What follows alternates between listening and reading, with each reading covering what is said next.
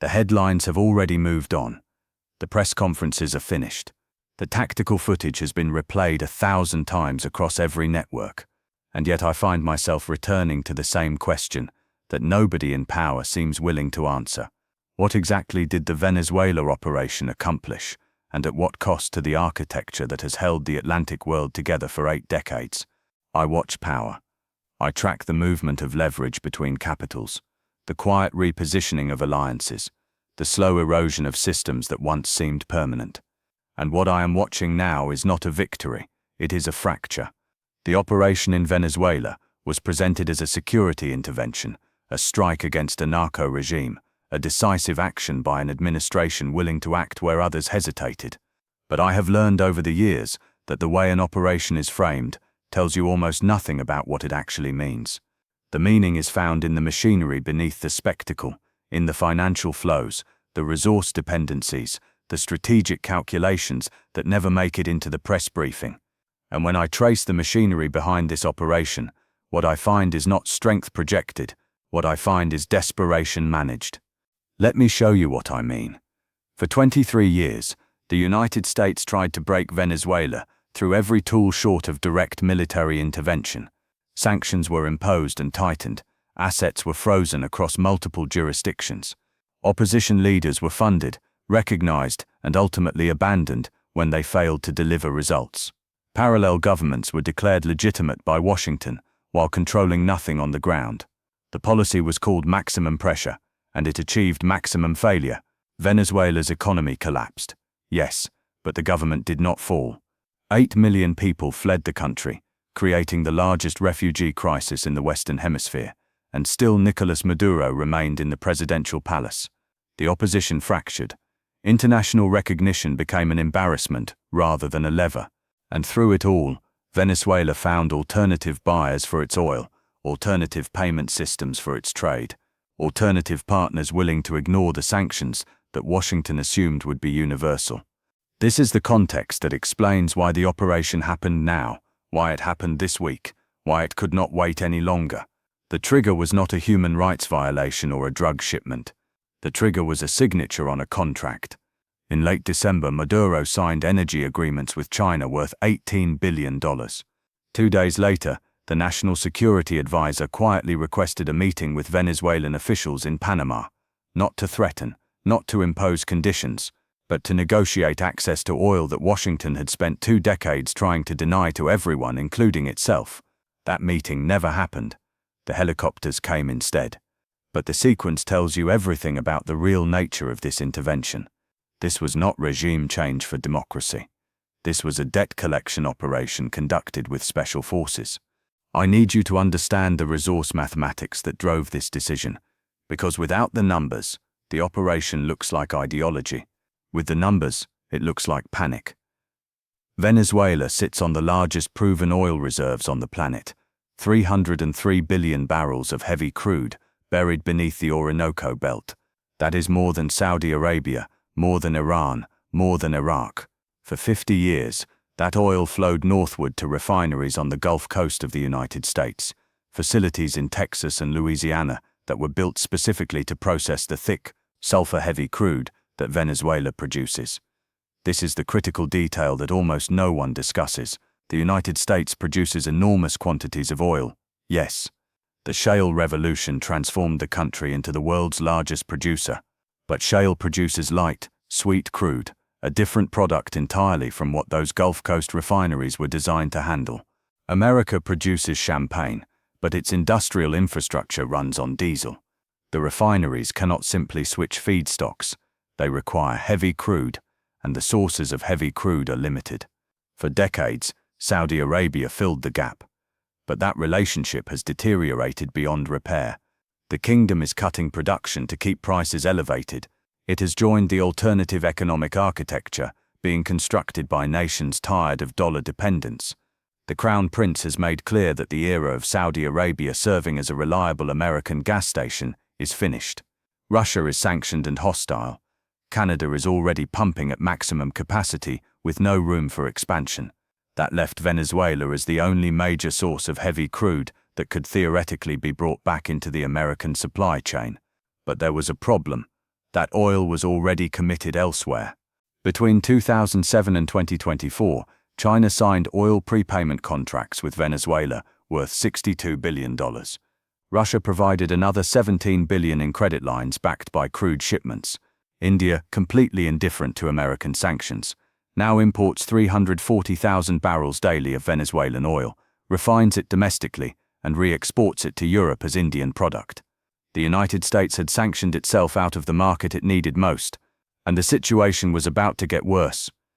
Intelligence assessments that mainstream coverage has largely ignored indicated that Caracas was preparing to formally integrate its energy sector into China's cross-border interbank payment system and price its entire reserve, the largest on earth, in a basket of currencies led by the yuan and backed by gold.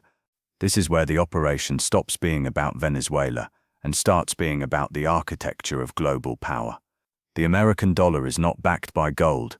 It has not been since 1971. It is not backed by industrial production. The manufacturing base has been hollowed out for decades. The dollar is backed by one thing, an agreement made 50 years ago, that oil, the commodity every nation needs, would be priced and traded exclusively in American currency. This is the magic trick that sustains the entire system, because every country needs energy. Every country needs dollars to buy it. That artificial demand allows the United States to print money without immediate inflation consequences, to finance deficits at interest rates far below what economic fundamentals would dictate, to export the cost of its monetary expansion to the rest of the world. This system is called the exorbitant privilege, and it has been the foundation of American prosperity for half a century. But the magic is fading. In June of 2024, the Saudi-American petrodollar agreement formally expired, and Riyadh did not renew it. The kingdom now accepts Chinese yuan for oil sales to its largest customer. The United Arab Emirates processed $128 billion in bilateral trade with China entirely in yuan. Russia sells oil to India in rupees and rubles. Iran sells to China in yuan. The dollar's share of global foreign exchange reserves has fallen from 71% in 1999 to 58% today. Each percentage point of decline represents approximately $350 billion in reduced demand for United States Treasury bonds. The system is not collapsing dramatically, it is eroding steadily, and every erosion accelerates the next. Venezuela represented a red line because of what it would prove to the rest of the world. If a country sitting on 300 billion barrels of oil could successfully price that oil outside the dollar system and survive, it would demonstrate to every other resource-rich nation that alternatives exist. The psychological barrier would be broken. The cascade would become unstoppable. Washington could not allow that demonstration to succeed, so they removed the government. The president said it explicitly at the press conference. He said American oil companies would go in, rebuild the infrastructure, and extract the wealth. He said the oil would flow to the United States and allied nations as reimbursement for damages. The Secretary of State walked it back the next day, said the intervention was about governance, not resources. But the contradiction reveals the truth. The operation was about locking Venezuelan oil back into the dollar framework before it could escape permanently. I want to be precise about what I am arguing, because I am not suggesting that Maduro was anything other than a disaster for his country. He was. The economy collapsed under his management. Democratic institutions were dismantled. Political opponents were imprisoned and tortured. Millions fled. By any reasonable measure, his government was a catastrophe for the Venezuelan people. But the problem with celebrating his removal is that it confuses morality with strategy. Removing a bad leader through military force, without a plan for what comes next, without regional legitimacy, without institutional capacity for transition, creates worse problems than it solves. We have seen this pattern before. Iraq was supposed to stabilize quickly. Libya was supposed to transition smoothly. Afghanistan was supposed to become a functioning state. Every time, the narrative was the same, and every time, the aftermath was chaos. The operation in Venezuela was tactically extraordinary. I will acknowledge that because it matters for understanding what comes next. The planning had been underway for months. Intelligence assets close to the presidential palace provided real-time information about movements, schedules, security arrangements. Special operations forces rehearsed the mission repeatedly. They waited for optimal weather conditions. When the moment came, They executed with precision. Air defenses were neutralized. Power was cut to key areas. The extraction was completed without American casualties.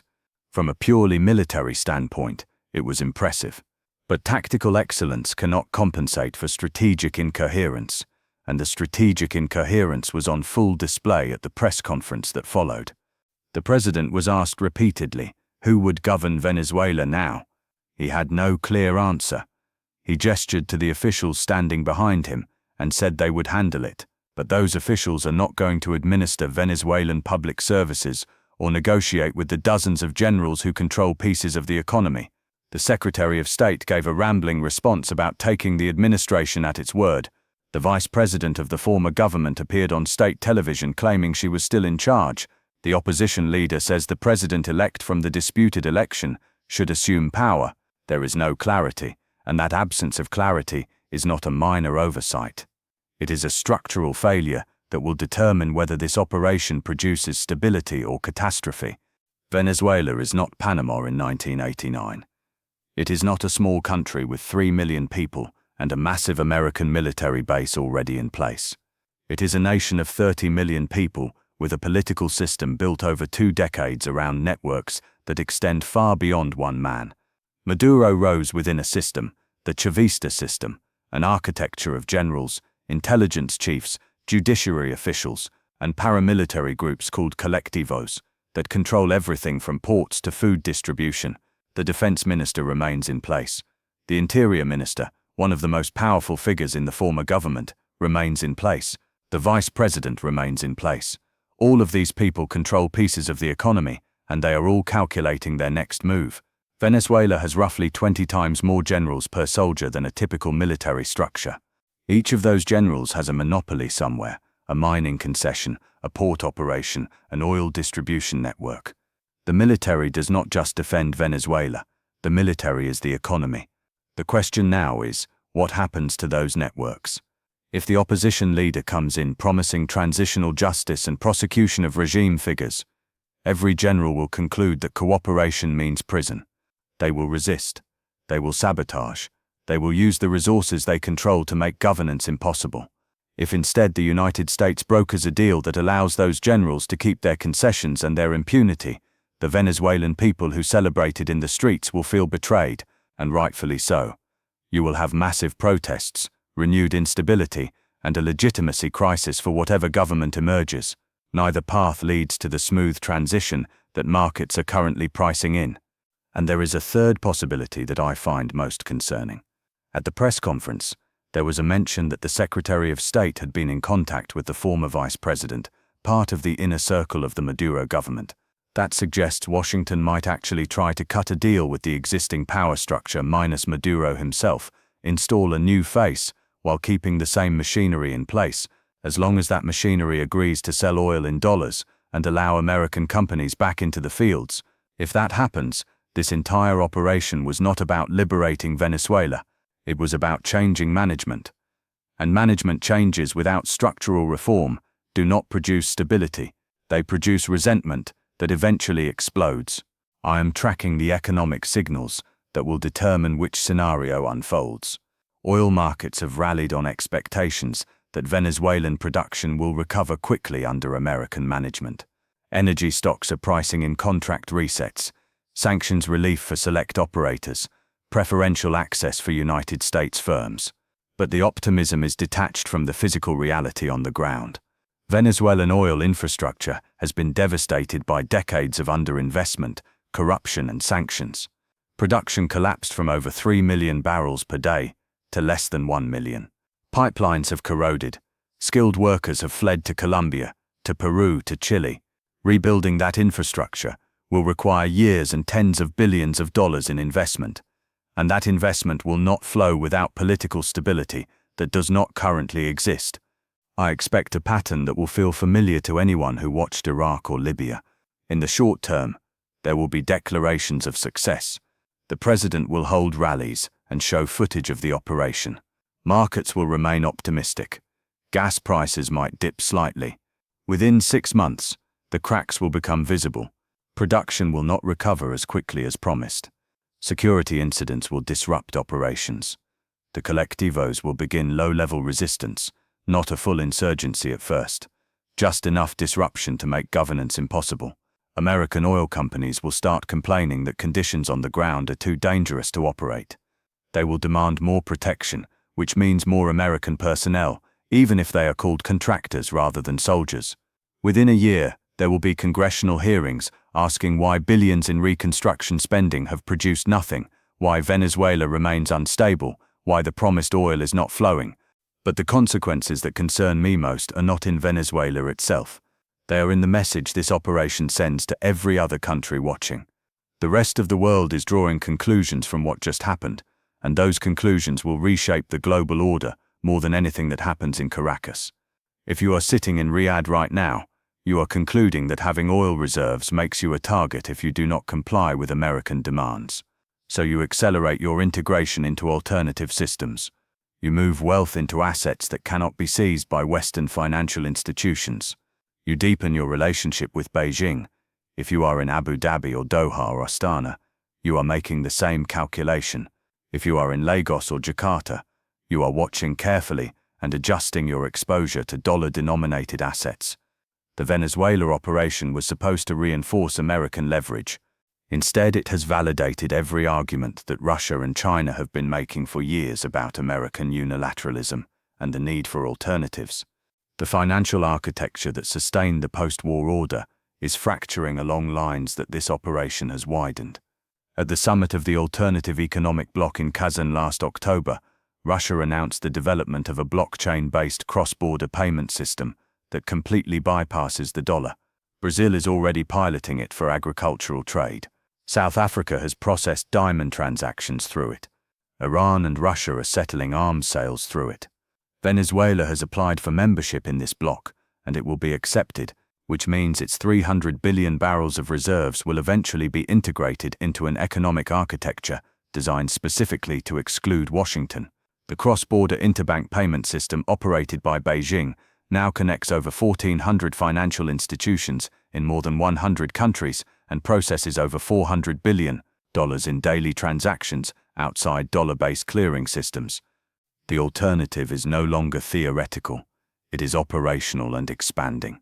I return to the question I started with, the question that nobody in power wants to answer. What did the Venezuela operation actually accomplish? The government was removed, yes. The leader is in custody, yes. American forces demonstrated their capability, yes.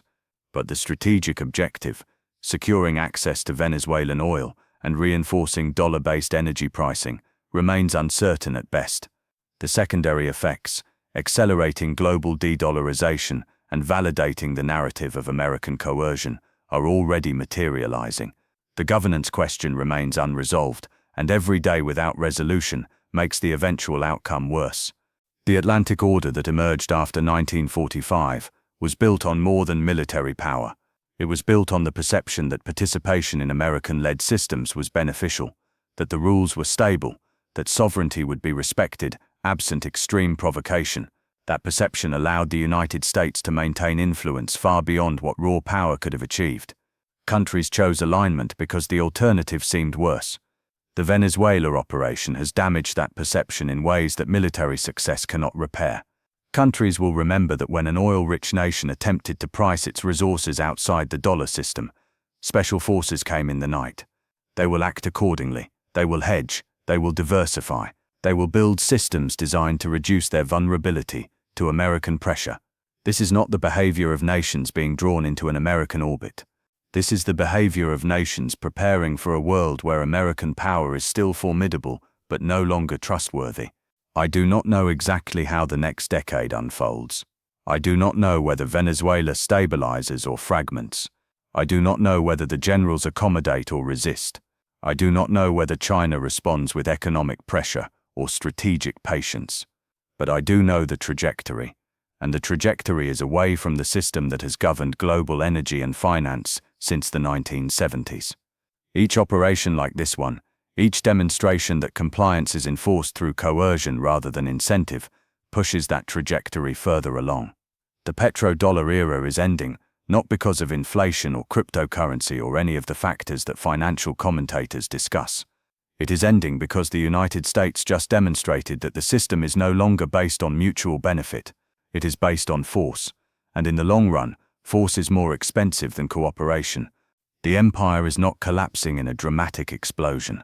It is eroding one decision at a time, one ally at a time, 1 percentage point of reserve currency status at a time. And the people making these decisions, the ones standing at podiums celebrating tactical victories, either do not understand what they are doing or do not care because the consequences will not arrive until they are out of office. But the consequences will arrive. They always do.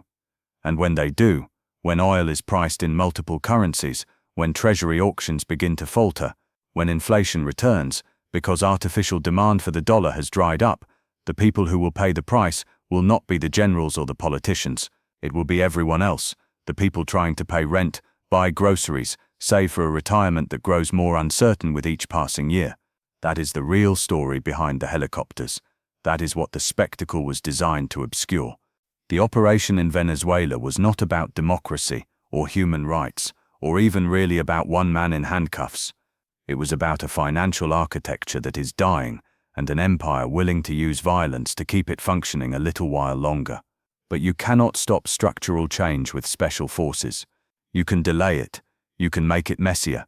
You can ensure that when it finally arrives, it is more painful than it needed to be. But you cannot stop it. The world is reorganizing, and the country that could have led that reorganization, that could have shaped it in ways that preserved its prosperity and influence, has instead chosen to fight it. That is not strength. That is the behavior of a power that no longer believes it can win through competition. And the rest of the world has noticed.